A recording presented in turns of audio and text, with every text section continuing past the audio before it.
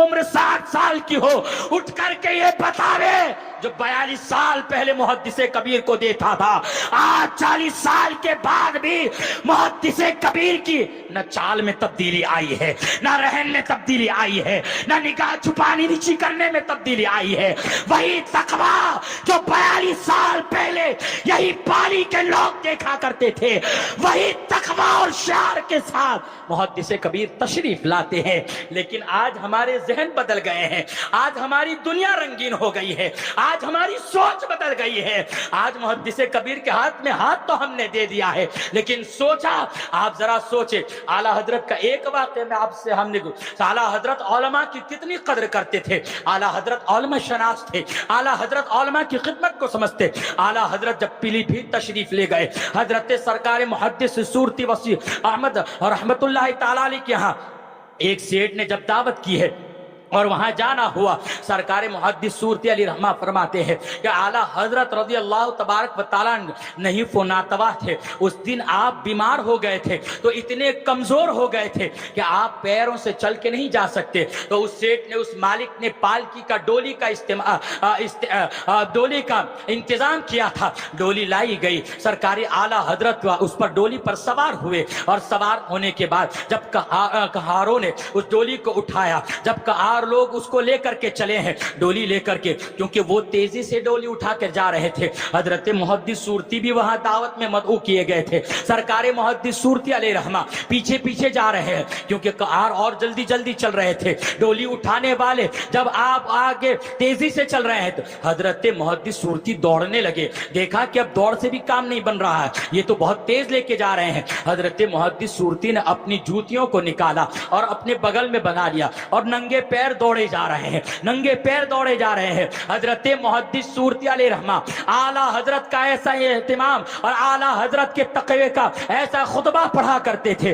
उम्र में 6 साल आला हजरत से ज्यादा थे, लेकिन हजरत मुहद्दिस सूरती को देखे आला हजरत की कैसी ताजीम कर रहे हैं कि जब आप अपनी बगल में एक जगह से वो डोली उठाने वालों ने, पालकी उठाने वालों ने अपना कंधा बदलने के लिए जब डोली को एक जगह रोका और कंधा बदलने लगे, तो क्योंकि हजरत मुहद्दिस सूरती साहब तेजी से दौड़ रहे थे, तो इतनी तेजी, डोली रुकी तो आप आगे निकल गए और ऐसे आगे निकले कि डोली का जहां खिड़की थी, दरवाजा था, वही इसके सामने आ गए। आला हजरत की नजर मुहद्दिस सूरती पे पड़ गई। आला हजरत ने देखा कि मुहद्दिस साहब पैदल पैदल आ रहे हैं और ज्यादा हैरत तो इस्तेजाब में पड़ गए कि जब देखा कि नंगे पैर दौड़ रहे हैं, अपनी जूतियों को बगल में छुपाए हैं। आला हजरत ने कहारों से कहा, पालकी वालों से कहा पालकी नीचे रखी जाए। आला हजरत नीचे तशरीफ ले आए और जब नीचे तशरीफ ले आए और उसके बाद फरमाया कि मुहद्दिस साहब आप गजब करते हैं, आपने गजब कर दिया, ये क्या मामला है?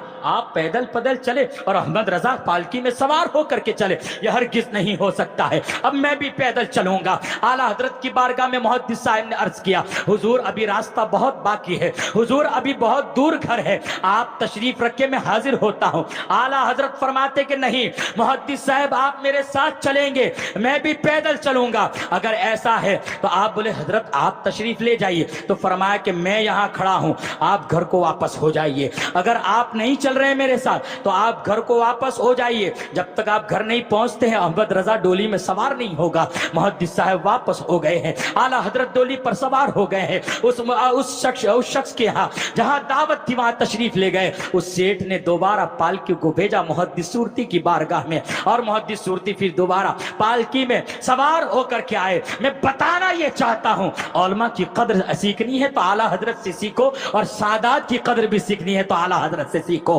आला हजरत ने औलमा का एहतराम किया है। अब आप जरा आइए, हुजूर मुहद्दिसे कबीर को आज कोई समझे ना समझे, लेकिन मुहद्दिसे कबीर उस तकवे का पहाड़ जिसको मुहद्दिसे कबीर कहा जाता है, हमने आपने सिर्फ इतना देखा है कि पाली की सरजमीन पर तशरीफ लाते हैं और बोतलों पर दम कर दिया करते हैं और वहाबिया दयाबना का रद्द किया करते हैं। जब आपने उन वहाबिया दयाबना के साथ सुलह के बारे में ऐलान किया کیا ہے تو ہمارے رونگٹے کھڑے ہو گئے. کوئی کیا بکواس کیے جا رہا ہے, کوئی کیا کہے جا رہا ہے, کوئی کیا کہے جا رہا ہے. میں پوچھتا ہوں کہ بتاؤ آج تمہاری نظروں میں شرق و غرب ہندوستان کی پوری سرزمین کو آپ چھان ڈالو, اگر محدث کبیر کے معیار کا کوئی عالم مل جائے خط غلامی لکھ دی جائے گی.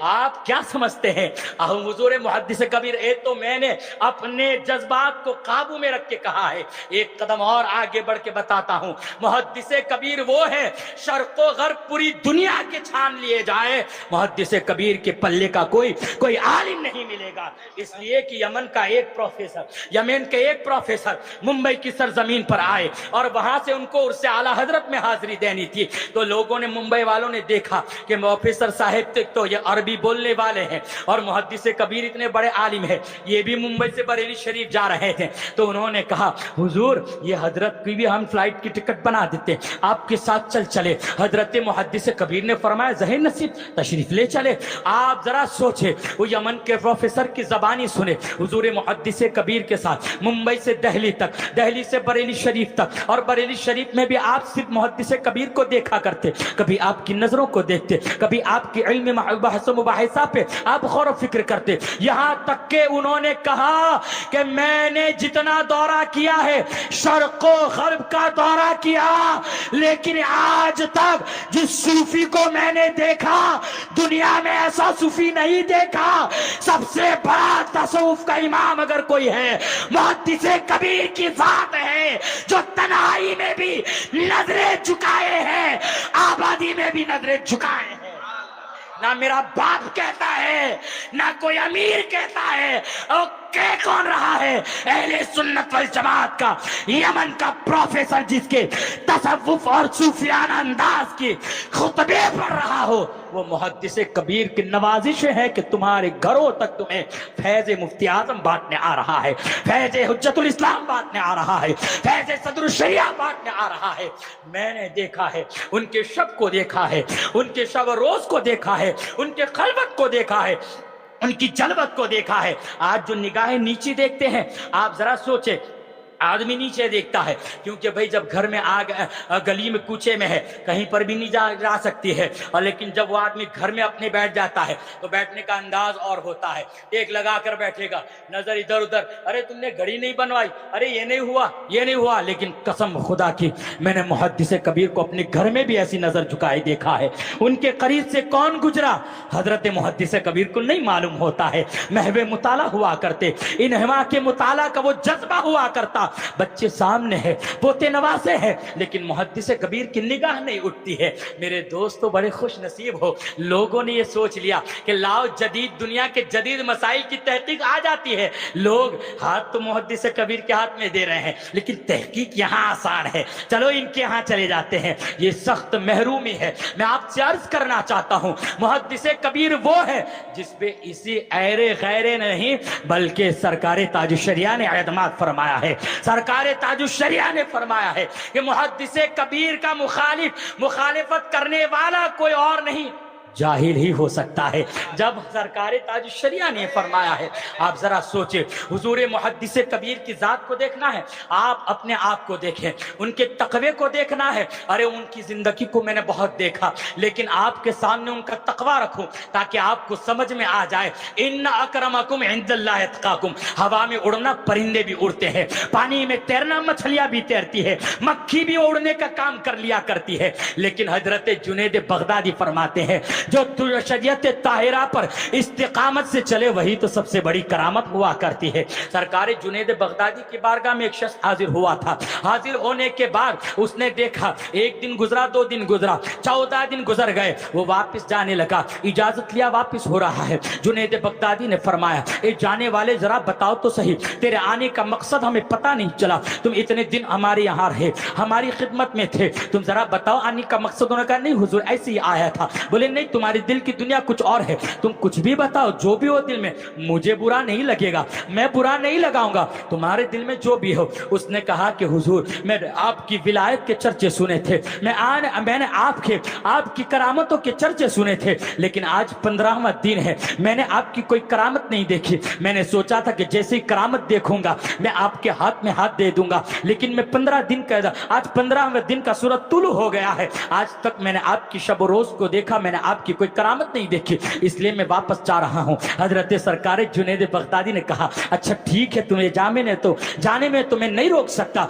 लेकिन जरा बताओ, आज 15 दिन का, आज 14 दिन गुजर गए, 15वां दिन है, जरा बताओ तो सही, फर्ज तो बड़ी चीज है, वाजिब बड़ी चीज है, क्या कभी तुमने देखा कि जुनैद से कोई सुन्नत तर्क हुई है? तो उसने कहा कि नहीं हुजूर, ये तो मैं बबांगे दोहल कह सकता हूं कि ये आपसे कोई सुन्नत नहीं तर्क हुई है। तो फरमाया कि अब कौन सी करामत को तलाश रहा है इस रंगीन फजा दुनिया में, इसी को तो करामत कहते हैं। जरा सोचे मुहद्दिस कबीर, हमें आप में से बहुत लोगों को पान खाने की आदत होगी, मसाला खाने की आदत होगी, गुटखा खाने की आदत होगी, लेकिन जिसकी शुरू में जो आदत बन जाती है, अगर उसके पर गुटखा में चूना ज्यादा रहना चाहिए तो ज्यादा रहना चाहिए, उसको अगर सेकेली और उसके अंदर कत्था रहना चाहिए, या उसके अंदर जो चीजें उसको मसाले में चाहिए, जब तक वो मसाला नहीं खाता तो कहता मजा नहीं आया यार, 2-4 मसाला खा लिया, अपने वाला ही मसाला खाएंगे तो मजा आएगा, वही गुटखा खाएंगे तो मजा आएगा। ये आप मजा ले रहे हैं, लेकिन मुहद्दिस कबीर भी पान खाते हैं। कभी आपने सोचा कितना तकवा है आपका? मुहद्दिस कबीर बहुत जमाने से पान खाते हैं, लेकिन आज से 40-50 साल पहले यानी आपकी जबान फैज तर्जमान से इसको सुना, मैंने देखा, अर्ज किया हुजूर आप कत्था नहीं लगाते हैं और कत्था रखते भी हैं।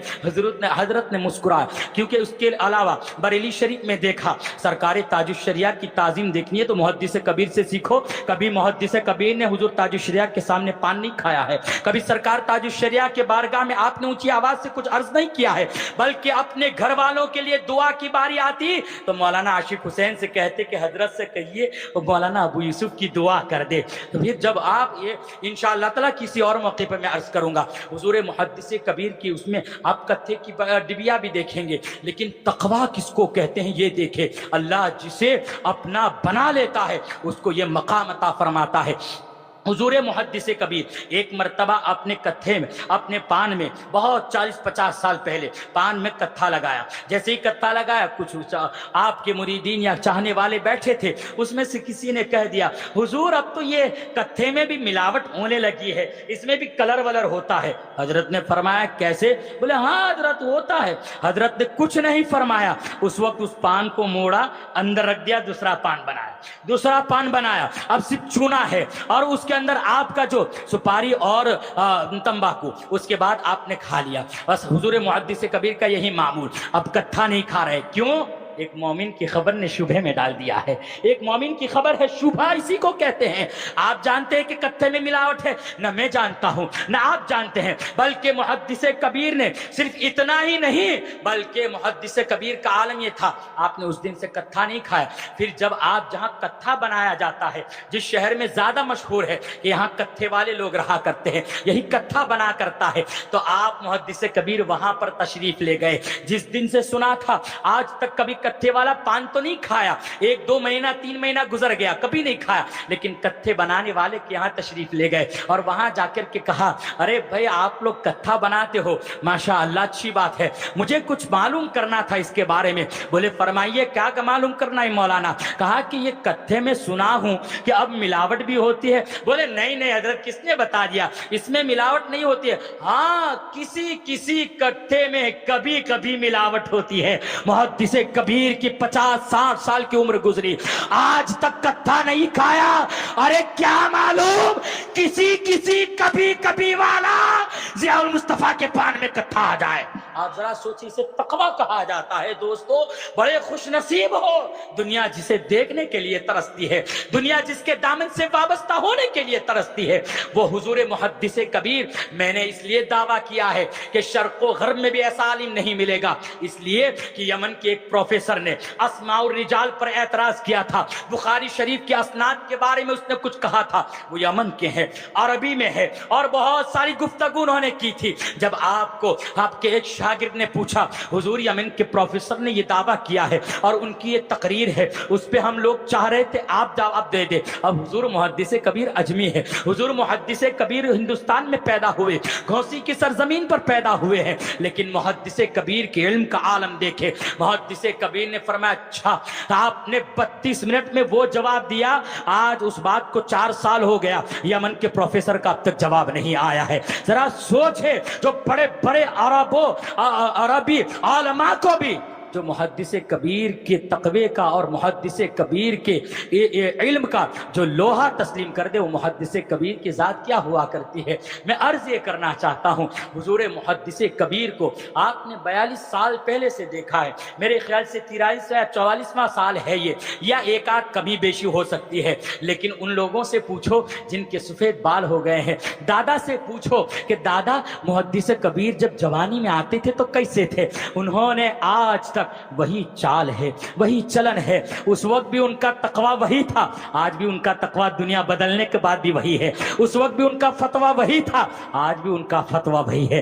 पहले अब आप देखें कि आप किस तरफ चल रहे हैं। कुछ लोगों का फतवा पहले कुछ और था, अब कुछ और हो गया है, फलां ने ये कहा तो ये हो गया। मैं आपसे कहना ये चाहता हूं, अगर हमें मुफ्ती आजम का फैज़ चाहिए, आला हजरत का फैज़ चाहिए, दुनिया घूम जाओगे लेकिन उसी हाथ से फैज मिलेगा जिस हाथ में आपने हाथ दिया है, उसी पीर के हाथ से ही आपको फैज मिलेगा। आज जो हम भटक रहे हैं, जब हमने किसी और को देख लिया है, आज हमने दुनिया के रंगीन फसा को देख लिया है, अपने आप को बदल दिया है। हम मसौली शरीफ के उर्स में हाजिर होने के लिए जा रहे थे, रात का सन्नाटा है, सफ्दरगंज से 12 घंटे से पहले सफ्दरगंज से गाड़ी मुड़ी है। हजरत ने फरमाया, मुबारक रात का रोजा रख लो, देर हो गई है, कुछ मिलना नहीं है। मैंने कहा हुजूर रख लेंगे तो मैं भी रख लूंगा।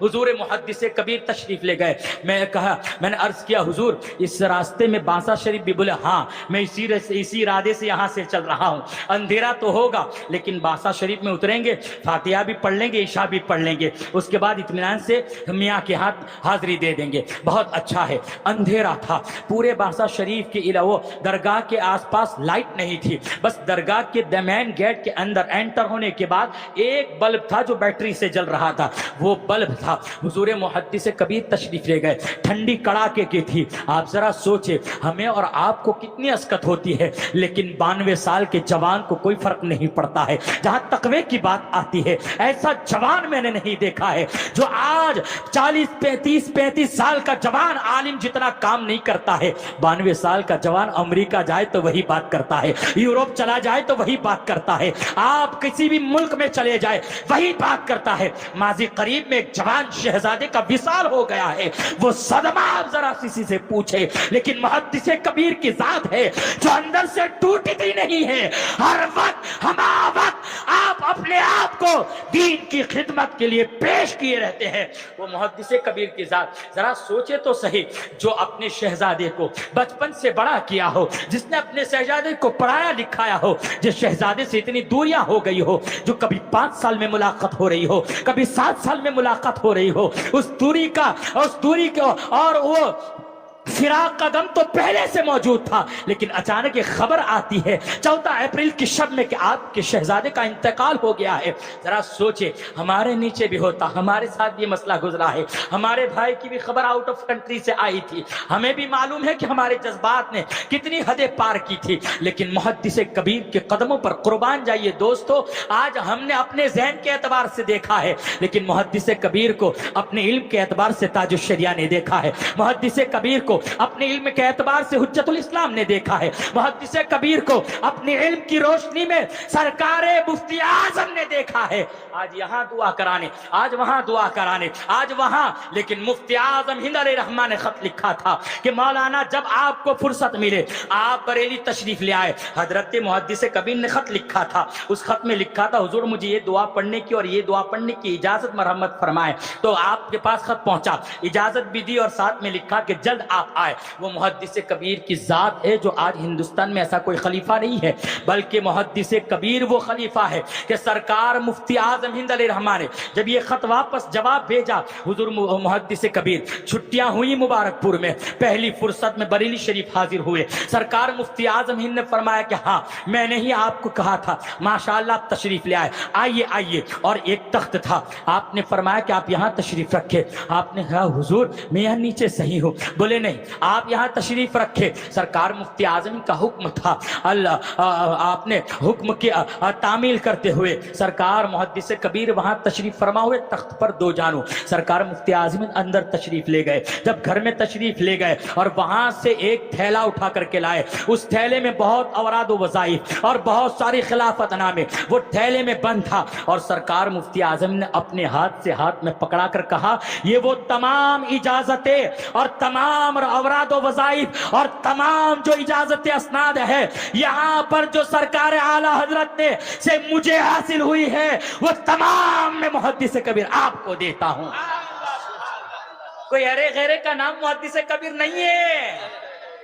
میاں بہت خوش نصیب ہوں، عرض کرنے آیا تھا، آ نہیں رہا تھا، ذرا سوچے تو صحیح، ہمیں سوچنا چاہیے کہ پالی کی در و دیوار گواہی دے گی کہ محدث کبیر نے اپنے خون پسینے سے پالی کی سچائی کی ہے۔ آج اس سچائی کو اگر ہم کسی امیر کی دوستی سے ملیامت کرتے ہیں تو یاد رکھو ایک تو جواب محدث کبیر کی محنتوں کا بھی سر پر ہوگا، دوسرا بد مذہبوں سے میل جھول کا بھی جواب تمہارے سر پر آ جائے۔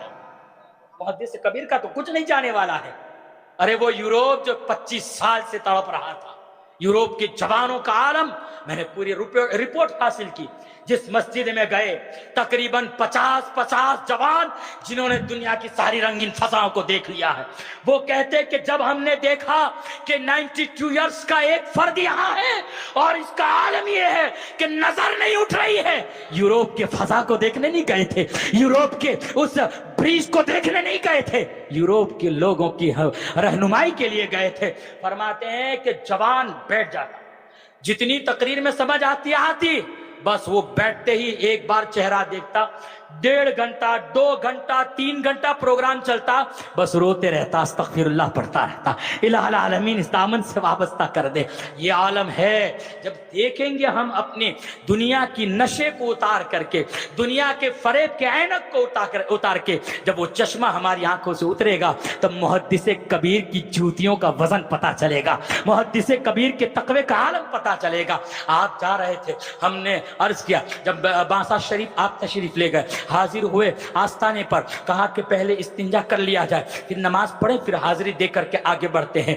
ذرا سوچے وہ بلب جو تھا گیٹ سے تھوڑا اندر ہوتے ہی تھا، اور اسی لیفٹ سائڈ میں آگے بڑھتے ہیں، وہاں استنجا خانہ ہے۔ سرکار بانسا کی بارگاہ میں سرکار محدث کبیر حاضر ہوئے، فرماتے ہیں کہ ذرا میں استنجا کر لوں۔ میں وہاں پر گیا اور میں نے دیکھا، پانی وانی بہا دیا، اس کے بعد حضور وہاں میں نے اپنا موبائل کی لائٹ جلا دی اور اوپر کی طرف لائٹ پڑ رہی تھی، میں واپس چلا آیا، تھوڑی دور کھڑا ہو گیا، حضور محدث کبیر نے استنجا کیا، استنجا کرنے کے بعد آئے، ٹھنڈی کڑاکے کی ہے، اور آپ وہاں پر بیٹھ گئے۔ وضو خانے پر بیٹھنے کے بعد آپ نے وضو بنا لیا، وضو بنانے کے بعد مکمل وضو بنا کے جب کھڑے ہوئے تو آپ نے دیکھا دامن، میں نے ہی عرض کیا حضور دامن پیچھے بھیگ رہا ہے، آپ نے دامن کو لیا اور آپ نے خوب دھویا، پھر دوبارہ دھویا، پھر 3 بار دھویا، پھر آپ نے جھٹک دیا، اب تو پاک ہو گیا۔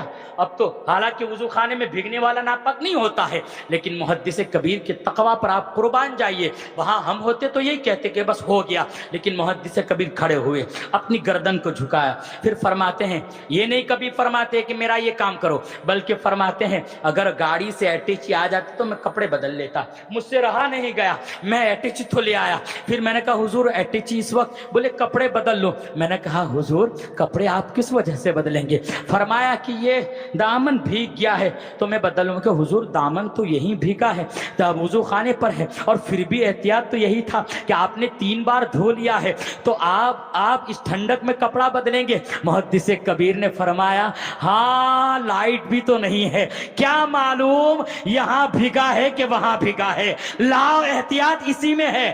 آپ ذرا سوچیں، فتویٰ پوچھا جاتا تو آپ یہی کہتے کہ پاک ہو گیا ہے، لیکن تقویٰ اس ٹھنڈی میں کپڑا بدلنے پر آپ کو مسرور کر رہا ہے. یہ تقوی ہے. محدث کبیر سے دامن سے وابستہ ہوئے سارا فیض آپ کو مفتی اعظم کا وہیں سے ملے گا. آپ اوپر تک چلے جائیے, امام علی مقام کا فیض بھی وہیں سے ملے گا. سرکار خلفائے راشدین اور سرکار دو عالم صلی اللہ علیہ وسلم تک پہنچنے کا وہی وسیلہ ہوگا. لیکن میں نے بتایا نا کہ دامن ایسے تھاما جاتا ہے جیسے اعلیٰ حضرت کے مرید نے تھاما تھا. روز جھاڑو لگانے کے لیے اعلیٰ حضرت کے گھر کے سامنے آ جاتے ہیں, اور ہمارے یہاں تو یہ ہوتا ہے کہ نہیں ایسا کرے ویسا کرے, نہیں ابھی تو دیکھو وہاں بہت آسانیاں ہیں, ہم ادھر چلے جائیں, وہاں بہت آسانیاں ہیں. کیونکہ ذرا ہم بھی بیٹھ جائیں گے اسٹیج پہ تو گاؤں والے بھی دیکھیں گے, دور دور والے بھی دیکھیں گے. جب ہمارے یہاں بھی بنتا رہے گا تو ہم بھی آ جائیں گے. میں نہیں سمجھتا کہ اس لیے گئے, لیکن میں ضرور عرض کروں گا کہ پیر کے ہاتھ میں ہاتھ دیا ہے تو مت چھوڑو دامن, کہیں ایسا نہ ہو کہ محروم رہ جاؤ. وہ پیر و مرشد کے آپ نقش قدم پر چلنا ہے, اور اس نقش قدم پر چلو گے دوستو تو یہاں پر بھی کامیاب ہے, وہاں پر بھی کامیاب ہے. نہ کوئی وہاں بھی کام میں آنے والا ہے, نہ روپیہ پیسہ کام میں آنے والا ہے, نہ ہی دنیا کام میں آنے والی ہے. اگر کوئی کام میں آئے گا تو الا المتقین, وہ پرہیزگاروں کی جماعت ہے جو ہمیں ساتھ دینے والی ہے اور میدان محشر میں ہمارے ہاتھ پکڑنے والی ہے. اسی لیے تو ان بزرگوں اور میرے ان بزرگوں کے بارے میں عرض کیا تھا کہ ڈھونڈا ہی کرے صدر قیامت کے سپاہی, وہ کیا ملے جو تیرے دامن میں چھپا ہو. ہم محدث کبیر کے دامن میں چھپ جائیں گے, محدث کبیر مفتی اعظم کے سائے میں ہوں گے, مفتی اعظم اعلیٰ حضرت کے ساتھ ہوں گے, اعلیٰ حضرت شاہ برکت اللہ کے ساتھ ہوں گے, شاہ برکت اللہ غوث اعظم کے ساتھ ہوں گے. پھر ہمیں کس چیز کا خوف ہے؟ لیکن جب ہم محدث کبیر کے دامن سے ہٹنے کی بات کی اور وہ ایسا ہے وہ ایسا ہے, نہیں میاں, ہم نے تو جس دن ہاتھ دیا تھا اسی دن دل بھی دے دیا تھا, اور ہم نے جس دن دل دیا تھا اسی دن سوچ لیا تھا دنیا ادھر ادھر ہو, اتنا متقی پیر مل گیا, اسی کے نقش قدم پر چلیں گے اور دنیا کو یہی بتائیں گے تیرے نقش قدم پر یا رسول اللہ, تیرے نظر غلاموں کا نقش قدم ہے راہ خدا, وہ کیا بہک سکے جو یہ سراغ لے کے چلے. اس لیے دنیا آپ کو بہکا رہی ہے, شیطان بہکا رہا ہے. ہمیں کسی کا دامن پکڑنا ہے جس دامن کو پکڑ لیے ہو, جو دامن ہمیں اعلیٰ حضرت تک پہنچا رہا ہے دوستو, وہ ہمیں پہنچائے گا. آپ ذرا سوچیں, صرف محدث کبیر کے تقوی کی بات کروں تو میرے خیال سے ایک نہیں کئی راتیں کم پڑ جائے گی. ہم نے جس کو لوگوں کے درمیان جیسا دیکھا ہے اس کو ہم نے پردے کے پیچھے بھی ویسے ہی دیکھا ہے. اللہ تبارک و تعالیٰ ان کی عمر میں برکت عطا فرمائے. اب آپ اس سے اندازہ لگا دیے کہ کسی برادری کا آدمی یہ نہیں کہ اللہ کے یہاں زیادہ قریب ہو جائے, کوئی بھی برادری کا ہو جس کا تقوی زیادہ ہوگا وہ اللہ کے نزدیک بزرگ اور برتر ہے. یہ اور بات ہے کہ اللہ تعالیٰ نے ہمیں ان سادات کرامی کی غلامی عطا فرمائی, ان کی غلامی علماء کے نقش قدم پر ہمیں چلائے. اللہ تبارک و تعالیٰ ہم سب کی گناہوں کو درگزر فرمائے. وآخر دعوانا الحمدللہ رب العالمین. السلام علیکم ورحمۃ اللہ.